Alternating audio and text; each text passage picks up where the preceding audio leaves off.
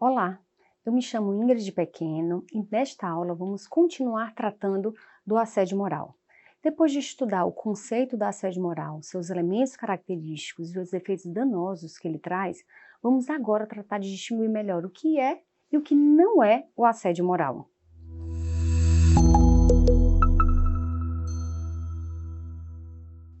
E para começar, vamos explorar as maneiras mais comuns que o assédio moral se manifesta. E para ficar mais didático, dividimos em 4 grandes grupos, que são atentando contra a dignidade, isolamento e recusa de comunicação, degradação proposital das condições de trabalho e violência verbal e física.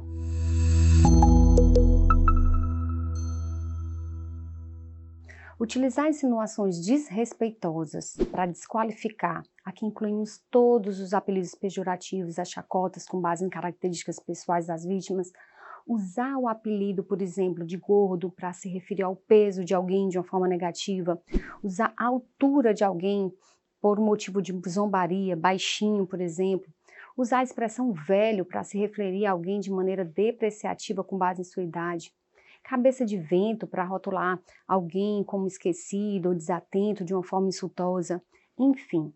Existe uma infinidade de expressões, bicho do mato, preguiçoso, louco, que se utilizado de uma forma deliberada, repetida, com o propósito de despreciar, desrespeitar, humilhar, criar um ambiente ruim, hostil e intimidativo, podem caracterizar o assédio moral. Uma outra forma de assediar é zombar de suas origens, nacionalidades, crenças religiosas ou convicções, por exemplo, nordestino, paraíba, latino, enfim. O assediador utiliza a nacionalidade e origem étnica de alguém de forma discriminatória com o propósito de humilhar e ainda ridicularizar a religião, as crenças de alguém de uma forma a segregar, de constranger e criar esse ambiente hostil. Existem outras formas que o assédio pode se manifestar, que é desacreditar o trabalho diante dos colegas superiores e subordinados, desconsiderar problemas de saúde ou recomendações médicas na distribuição das tarefas, impor punições vexatórias, aquelas dancinhas e prendas quando agente público, estagiário ou colaborador não atinge as metas estabelecidas. Alguém aqui já viu aquelas empresas que ranqueiam com aquela foto estampada e tudo, os piores funcionários do mês? Geralmente as empresas, as instituições, elas vão divulgar como forma de estimular a competitividade, a superação dos resultados, a foto dos melhores funcionários e não dos piores. Então, a Justiça do Trabalho está cheia de condenações de empresa que utilizam práticas abusivas com o intuito de constranger deliberadamente seus empregados. Casos de empresas que colocam os piores colaboradores para usar nariz de palhaço, rabo de burro e por aí vai. Postar mensagens depreciativas em grupos nas redes sociais. Eu não estou falando aqui de uma postagem infeliz. Quem nunca fez um comentário descabido, impertinente, seja nos ambientes sociais ou de trabalho, físicos ou virtuais. O assédio ele vai se configurar quando eu utilizo comentários incabidos, inapropriados, preconceituosos em redes sociais, que são espaços de ampla visibilidade, como modus operandi para constranger, para perseguir, para humilhar. Pois bem, até aqui já vimos muitas condutas que podem configurar assédio moral no trabalho, se presente, é claro, os demais elementos caracterizadores do assédio. Outra maneira que o assédio pode se manifestar é através da degradação proposital das condições de trabalho. Vamos aos exemplos. Não transmitir informações úteis para a realização das tarefas. Nesses casos, o assediador, na verdade, ele vai manipular informações, ele deixa de repassá-las com a antecedência necessária para que o colaborador realize suas atividades. Delegar tarefas impossíveis de serem cumpridas ou determinar prazos incompatíveis para a finalização de trabalhos de forma sempre desnecessária e exorbitante. Essa também é uma forma de assediar. Atribuir tarefas inferiores ou superiores às suas competências, distintas das suas atribuições. São os casos em que são atribuídas tarefas muito aquém das competências com o objetivo de vexar, de humilhar, Você coloca, por exemplo, um engenheiro para fazer um serviço de peão, você coloca um enfermeiro para fazer um serviço de técnico de enfermagem. E não temos nada contra o peão de uma obra ou os técnicos de enfermagem, nada disso. Todos os profissionais são importantes dentro de uma empresa, de uma instituição, entendam. O engenheiro e o enfermeiro, eles fizeram uma faculdade que os habilitou para um trabalho mais especializado. Não reconhecer essa especialização é uma forma utilizada pelos assediadores para constranger, para humilhar. Exigir a entrega de tarefas sempre em regime de urgências, de formas desnecessárias. Um exemplo é o caso típico do chefe que pede, por exemplo, um relatório completo para um primeiro horário da manhã seguinte. No outro dia, o empregado que passou a noite em claro para terminar esse relatório, entrega o que foi pedido e o chefe diz que não é mais necessário porque a reunião foi cancelada, ou ainda não utiliza, ou sequer menciona qualquer informação desse texto na reunião. Entendam, pedir relatório não é assédio. Para enquadrar uma determinada conduta como assédio, deverão estar presentes todos os outros elementos constitutivos. Assim, o assédio moral ele pode se configurar, por exemplo, quando o chefe, de forma deliberada e repetida, ele exige a realização de tarefas desnecessariamente, por exemplo, sempre nesse regime de urgência, sempre conferindo prazos impossíveis, sem haver uma real necessidade. Exigir que o servidor fique 24 horas atento ao e-mail, ao WhatsApp, por exemplo. Pessoal, é fato que muitos perderam a noção de horário para se comunicar, tanto nos grupos sociais como nos grupos de trabalho. E também é fato que a dinâmica do trabalho mudou, a forma e o lugar de trabalho também mudou. Então hoje eu tenho equipes que trabalham 100% de forma remota, tenho equipes cujos integrantes vivem em cidades com fusos horários diferentes, mas vamos lá. Não é assédio um chefe enviar e-mails ou mensagens por qualquer tipo de rede social fora do horário de trabalho. Talvez o que pode vir a configurar o assédio moral, se estiver presente os demais elementos caracterizadores, não é apenas o envio de mensagens fora do horário, mas sim exigir que esses agentes públicos, empregados, colaboradores em geral, de uma equipe, eles fiquem 24 horas atentos e disponíveis para tratar das demandas encaminhadas fora do horário de trabalho. Se essa chefia meio que obriga que as equipes deem aquele joinha, que lê as mensagens em tempo real, a gente pode analisar se aí está ocorrendo ou não assédio. Uma outra forma de assédio que degrada propositalmente as condições de trabalho é privar a pessoa do acesso aos instrumentos necessários para realizar o trabalho. E também contestar sistematicamente todas as decisões e criticar seu trabalho de modo exagerado e injusto, em especial na frente de outras pessoas. Crítica não é assédio. Muitas vezes o como pode ser uma conduta assediosa.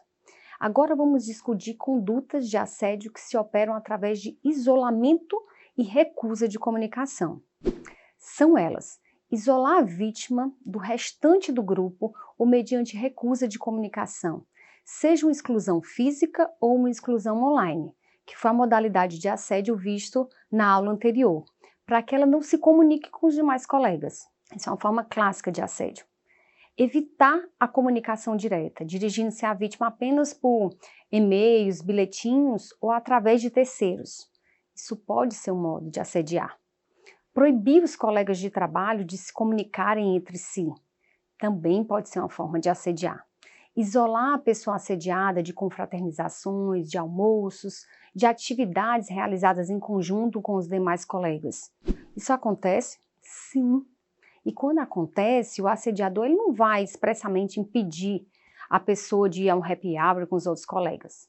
Ele vai fazer isso de uma forma indireta, sutil, vai arranjar, por exemplo, um serviço que o impeça de socializar, justamente no dia do happy hour. O assediador vai pedir, por exemplo, um daqueles relatórios urgentes, aquele para o primeiro horário do dia seguinte.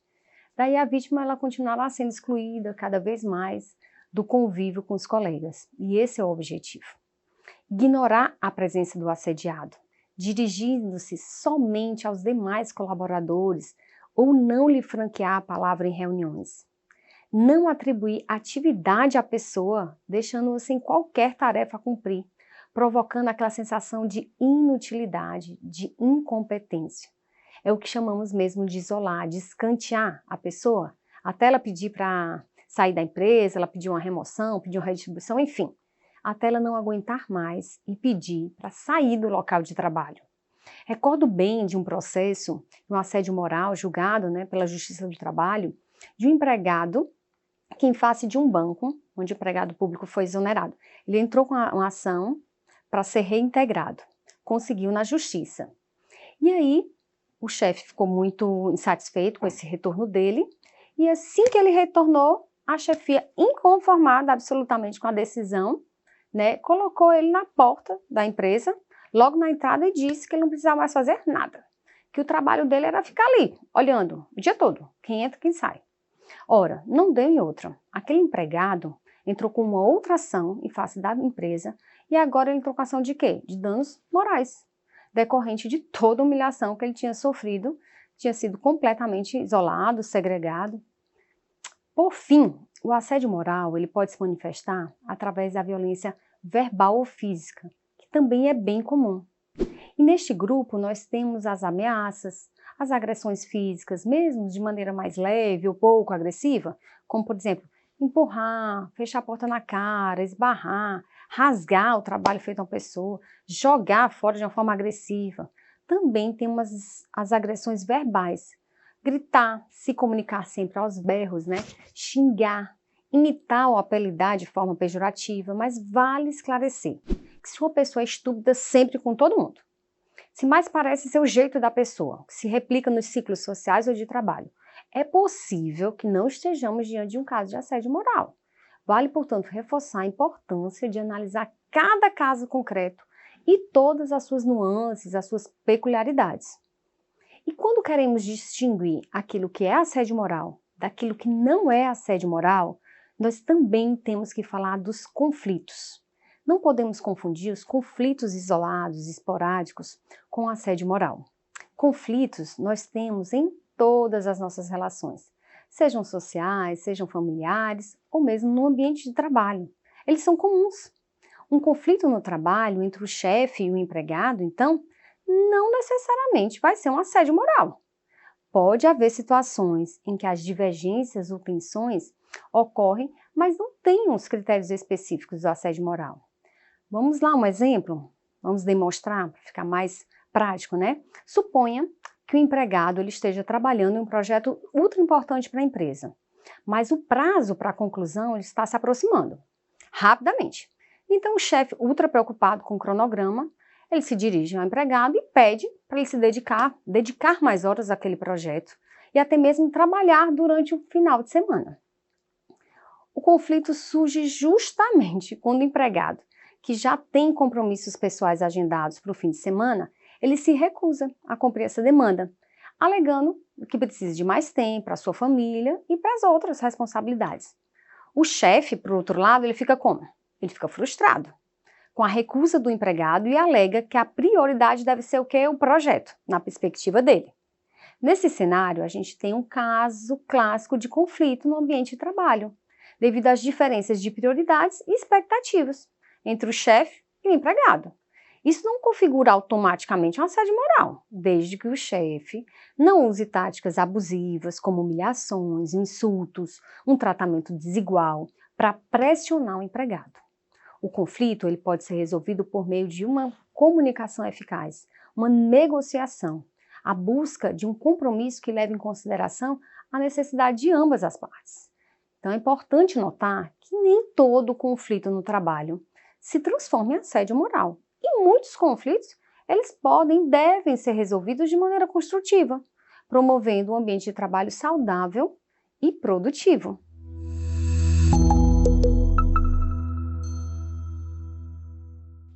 Pois bem, então até aqui já vimos muitas condutas que podem configurar o assédio moral no trabalho, se presente, claro, os outros elementos que o caracterizam. Agora, a gente vai trabalhar aquilo que não é assédio moral. Vamos falar justamente do que não é assédio. Cobrança de trabalho, realizadas de maneira, claro, respeitosa, atribuições de tarefas e definição dos resultados esperados. Isso não é assédio. Não é, portanto, assédio exigir que o trabalho ele seja cumprido com eficiência, estimular o cumprimento de metas no cotidiano do trabalho. É natural as cobranças, críticas e avaliações sobre o trabalho e o comportamento profissional das pessoas. Assim, eventuais reclamações decorrentes das tarefas não cumpridas ou realizadas em discrepância, elas não vão configurar assédio. Conflitos esporádicos com os colegas ou chefias, foi o que a gente viu. Divergência sobre determinado tema, comunicados de forma sempre direta, sempre respeitosa. Críticas construtivas. Uso de mecanismos tecnológicos de controle de jornada também não é assédio. Mas condições de trabalho, como por exemplo, um ambiente pequeno, pouco iluminado, cadeiras que não são ergométricas, nada disso é assédio moral. A não ser que o profissional ele seja colocado nessa situação como um objetivo de ser humilhado, de ser diminuído frente aos demais colegas, que a gente tenha um tratamento desigual. Teve um caso de assédio moral de uma dada autarquia em que a entidade ela construiu um prédio novinho, com instalações tinindo. Quase toda a equipe de uma determinada unidade ela foi transferida para o prédio novo. E só um servidor foi deixado ainda vários meses trabalhando nas instalações antigas, sem ter a mínima necessidade, já que no espaço do prédio novo tinha espaço de sobra para acomodar todo mundo. Esse foi um caso clássico de assédio moral. Avaliações de desempenhos realizadas por colegas ou superiores, desde que não seja feita de forma a causar uma situação vexatória na pessoa avaliada, isso também não é assédio moral e, como a gente vai ver mais na frente, é uma boa prática. Aumento do volume de trabalho não é assédio. Existem atividades que o volume de trabalho vai aumentar em determinados períodos, ele é sazonal. Assim, nesses períodos de alta, é possível se exigir, em decorrência, claro, da necessidade, serviços extraordinários, dentro, óbvio, do limite da legislação. Mas a pergunta que muitos gestores fazem é onde está aquela linha tênue que separa aquilo que ele precisa exigir de resultados, que não deixa de ser uma exigência pessoal e também uma exigência da equipe, e aquilo que é o assédio. Como vimos, não há assédio quando você exige o atingimento de metas e a entrega de resultados. Agora, se para cobrar um determinado profissional, o superior exige dele ou da equipe metas inatingíveis, impossíveis, sempre de maneira desrespeitosa, grosseira, muitas vezes aos berros, e se desqualificando a equipe, o assédio pode ali se configurar. Ou seja, quando ele extrapola como regra e sempre de maneiras desrespeitosas, é possível que essas atitudes sejam enquadradas como assédio. Vamos ter que analisar todos os outros elementos também.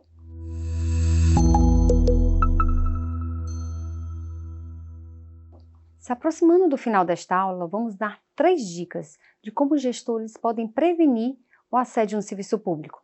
O assédio moral, muitas vezes, ele está relacionado ao desrespeito ao princípio da isonomia, da impessoalidade, da moralidade. A primeira dica, então, é estabelecer regra clara.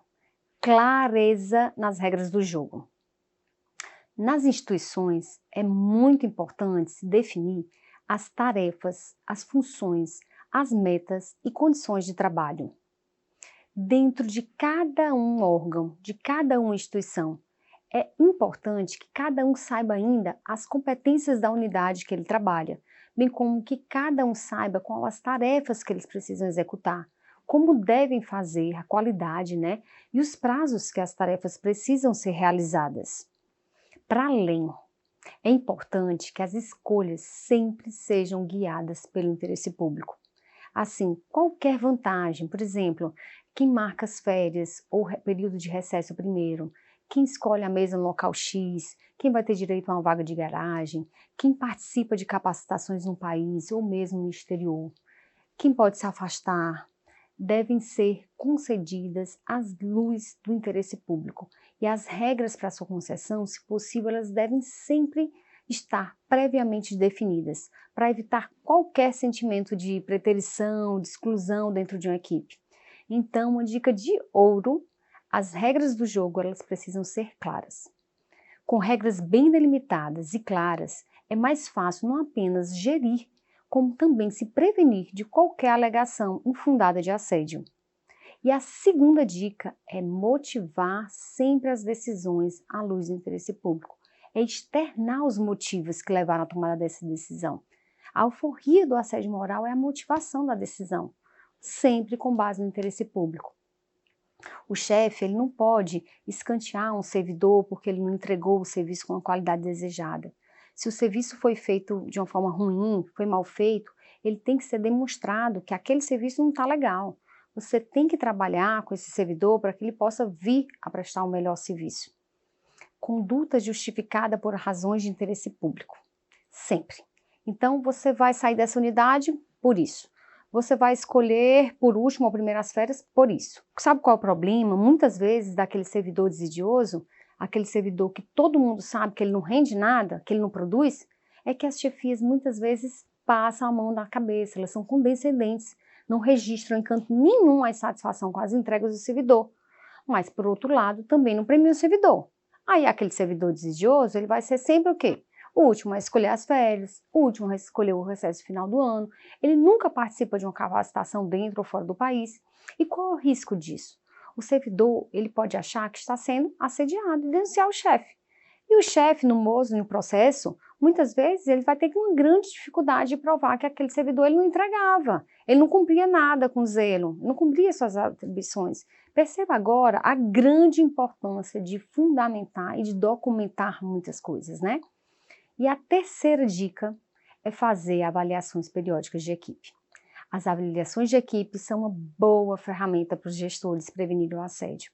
A partir daquilo que foi estabelecido, os servidores eles devem ser avaliados constantemente e essas avaliações elas vão servir justamente para subsidiar a tomada de várias decisões, com fundamento sempre no interesse público, na meritocracia.